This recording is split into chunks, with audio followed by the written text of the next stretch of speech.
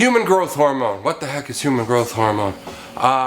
Sounds like the Hulk has a lot of it, right? So as we get older, human growth hormone declines, and increasing it would help greatly. I actually have a couple of little statistics here. So you can increase it naturally. If you remember Sylvester Stallone, I think he got arrested because he was injecting it into himself. I mean, there are ways to do it, but I mean, unnaturally, and get it, but you don't have to. Why not do it naturally? I like doing it naturally. Hence the song behind me. Human growth hormone helps to increase your exercise capacity, increases your bone density, right? And a lot of people that come in, especially women over 50, almost all of them come in and that, when they get tested by doctors, they have osteopenia or osteoporosis. Osteopenia is the precursor.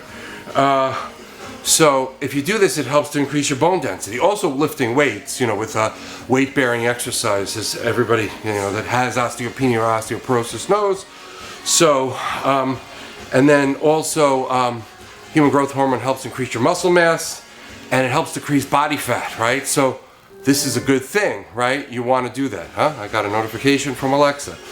All right, well, so how do we increase it naturally? Okay, well, exercise in general will help, but the main thing is high intensity cardio. As you can see, this is high intensity cardio. Steady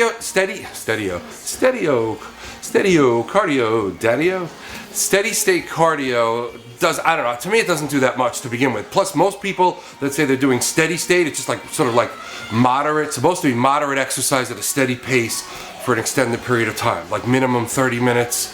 45 minutes, between 30 and 45, you start burning fat, which, as we learned too, you could also be burning your own muscle tissue if you're not working out with weights. And then up to an hour. The American College of Sports Medicine says no more than an hour. If you could do more than an hour, you should be raising your intensity, so you have to finish by an hour. And even an hour, I think, is a little excessive on the joints as we get older, and that's what this is all about, right? As we age, to age gracefully. So I think 45 minutes is the sweet spot. That's what I did today, 45 minutes with like a 5-minute cool down.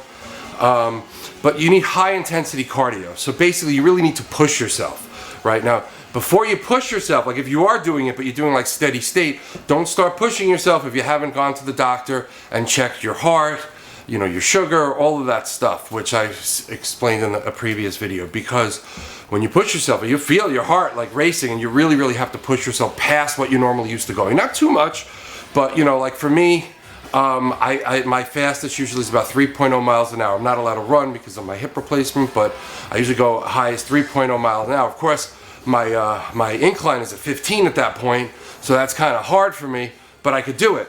So today I pushed myself to 3.2 miles an hour at the incline of 15, and as you see, and I only sustained that for like 2 minutes, but so you have to push yourself a little bit past, and like I said, do not push yourself until you speak to a doctor. You get checked out and tell the doctor this is what you want to do, and ask them if it's okay to do this, okay? The other thing, and it's a big thing, and most of us do not do this, get enough sleep. And not just sleep, but good sleep. So one of the things, they have a list of the things that'll help boost your HGH levels. It says take melatonin, and that is good. See the lightning? All right, we've got a thunderstorm going. It's April showers bring May flowers. It's April 30th, so getting their last licks in. So okay, so on top of that, to get a good night's sleep, you want 8 hours. I think you can look it up online. I'm sorry, I'm just doing this a quick video. I think they even recommend if you can even get more than 8 hours of sleep, but definitely 8 hours, but good deep sleep. And if you don't get good deep sleep because you're drinking too much caffeine or you're stressed, you have higher levels of cortisol in your system, you're not going to get into that deep sleep. And that's what melatonin helps with. But there are, supplements on the market, over-the-counter sleep aids. Do not take, I wouldn't take Ambien. I mean, if your doctor prescribes it, like I said, listen to your doctor, but I don't know, I've had a lot of trouble with Ambien, and for me it only works for 4 hours anyway.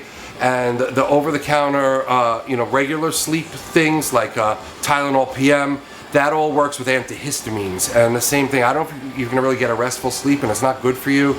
So I would stay away from that personally, but like I said, if you talk to your doctor, which you have to do before you do any of this, if they recommend it, fine, but I would look into, you could just take regular melatonin, or A lot of these companies that make the pre-workouts are now making sleep aids because the pre-workouts are loaded with caffeine and other stimulants, so it's hard for people that do the pre-workouts, especially if you do it later in the day, to get into that deep sleep. Plus, these companies are bodybuilding companies, more or less, and they know that if you get a deep sleep, it raises human growth hormone levels. So that's the other purpose of them putting out sleep aids. They're putting out stuff to help you get in shape.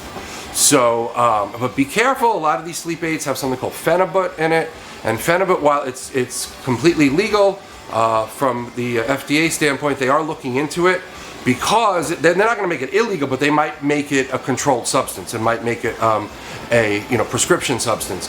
So with the phenibut, with all of the, and most of them have it in there, you can't take it every day. Like you can take it, I would do every other day, 3 days a week max. I usually do it 2 days. I just do it for me, I do it like on the weekends to help me get a deeper sleep. But I sleep well in general. So yeah, so those are the two things you need to do. You sleep well and do the high intensity exercise. And then they have a list too. Let's see, reduce sugar, perform high intensity exercise. We went over that. Melatonin, taking amino acids. But that's also, if you're going to do this program, right, the ones that we've been talking about, like exercise, including working out with weights, including stretching, and including cardio, doing all three, which is recommended by the American College of Sports Medicine that set the standards for this industry, you're going to be doing all of that already, right? So, and then losing weight. But the thing is, if you increase your human growth hormone, it'll help you lose weight because it'll help you burn fat naturally. That will actually, fat burners don't work. They will not burn fat. They will help you to raise your metabolic rate, but you still have to work towards it, okay? And we won't go into it, but when you have fat, it's a white adipose tissue, and that will not be burned into calories. Basically, the white adipose tissue has to be turned into brown adipose tissue, and that has to be done by introducing mitochondria into the fat, but that's what the human growth hormone will help you do.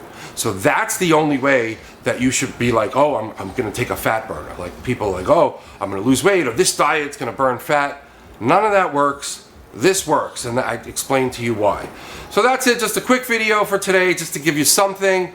I'm waiting on the few people that I started this channel for specifically because they wanted to work out, and I asked them, they're still trying to digest that 30-minute video. I know it might be a little hard to watch, but there's a lot of good information on it.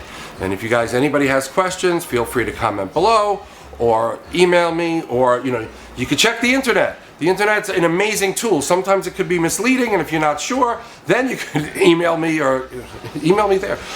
Contact me down below or email me, and we could talk about it. All right? So that's my little, my 2 cents for today. And you guys take care, stay healthy, get in shape, stay in shape, and enjoy life because it's short.